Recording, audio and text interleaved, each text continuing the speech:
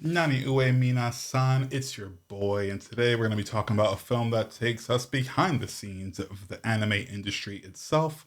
We're talking about Anime Supreme, a movie that blends drama, competition, and the love of anime in a way that feels inspiring and nerve-wracking. I don't know, overwhelming. Plus, there's some key differences between the film and the original source material. So, without further ado, let's get into it.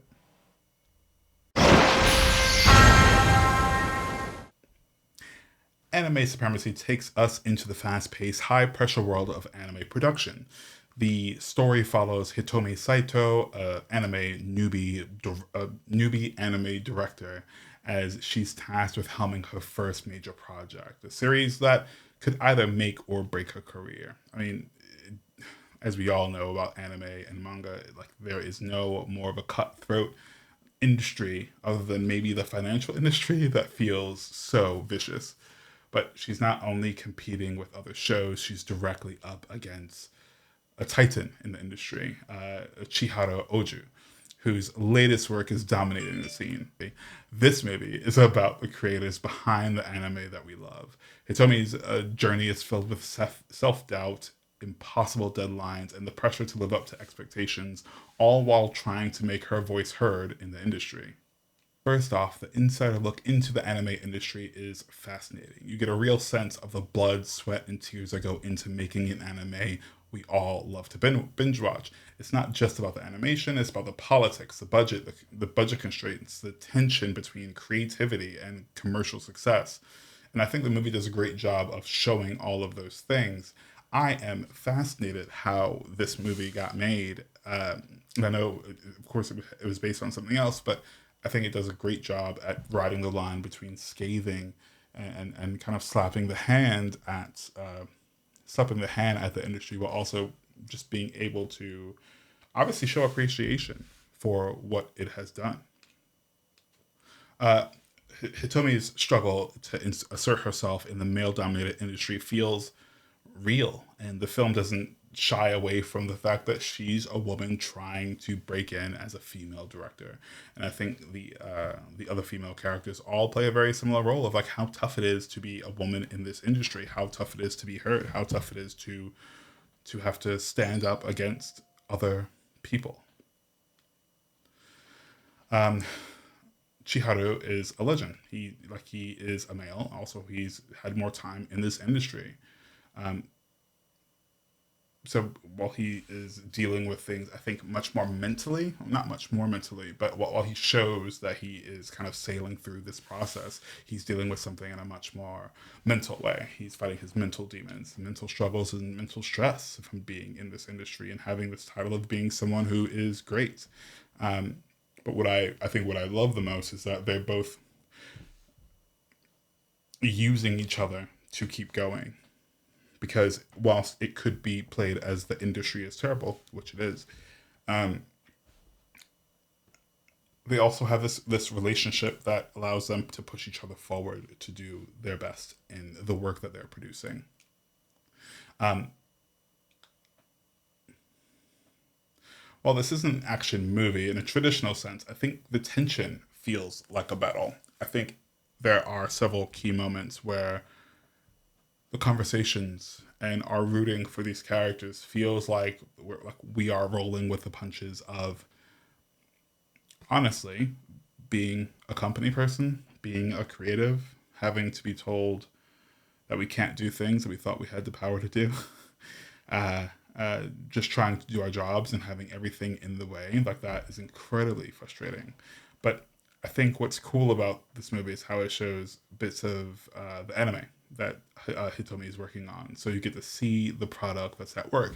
If I'm being completely honest, we get to see bits of both animes, and I would have loved to have seen both of them. I honestly, I would have loved to see both of them. I think that's really interesting that they put so much work into telling the story, but also put so much work in making the anime look like it belonged, making it look like it was part of something bigger. And I would not be surprised, to be honest, if there wasn't more. But if you read the original novel, you'll notice key differences between the book and the film. In the novel, the focus shifts between three different main characters, Hitomi, Chiharu, and Kayako, a producer who's balancing the needs of the studio with those of the creative team.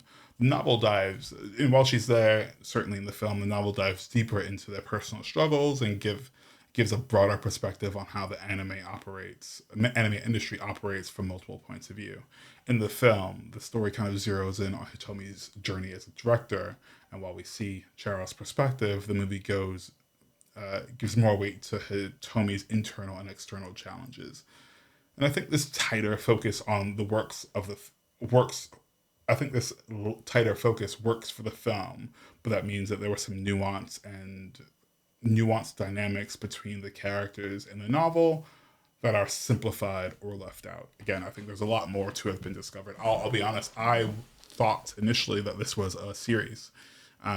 So to then find out it was a film, I was excited to only have, a shorter runtime other than, 6 to, 8, 10, 12 episodes. But you certainly felt some of the gaps and what was missing. Not that I would have liked any padding, but I think there was certainly a lot further we could have gone with seeing all sides of this industry. And I think a lot of people would have been excited to see that, both from an adaptation point of view and just fans of anime.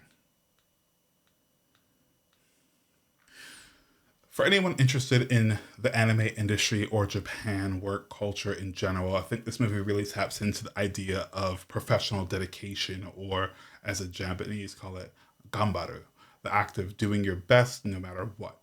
I think Hitomi's struggle to make her mark in the industry reflects broader themes of persistence, creativity, and societal pressure to succeed, as opposed to maybe her own efforts to succeed or being able to put those ideals forward. There's also this underlying commentary on how the anime industry values youth and innovation, but often doesn't make it easy for new talent to thrive. You see this with Hitomi as she battles not only the technical challenges of directing, but also the doubt from her peers and the higher ups. It's a lot of pressure for one person. For the one person in the movie really shows how isolating that can be. Imagine being given a title as CEO and then being constantly judged by that, or constantly like second guessed and constantly like to your face. It's a tough life, and I think if you're into anime or manga, you get to see how quickly some of these projects die, and how much they aren't giving fair chances, and it's a really tough situation. But nothing's going to change until it changes. Maybe that's just a culture.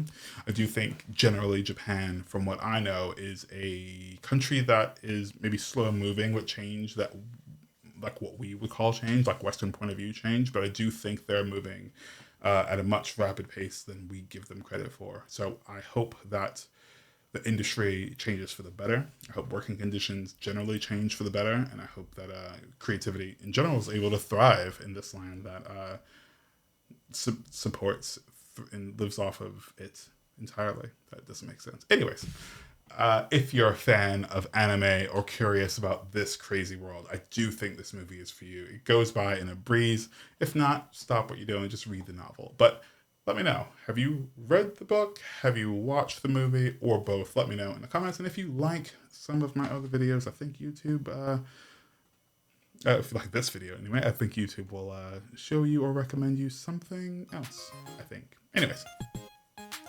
with all that said, I'll see you next time.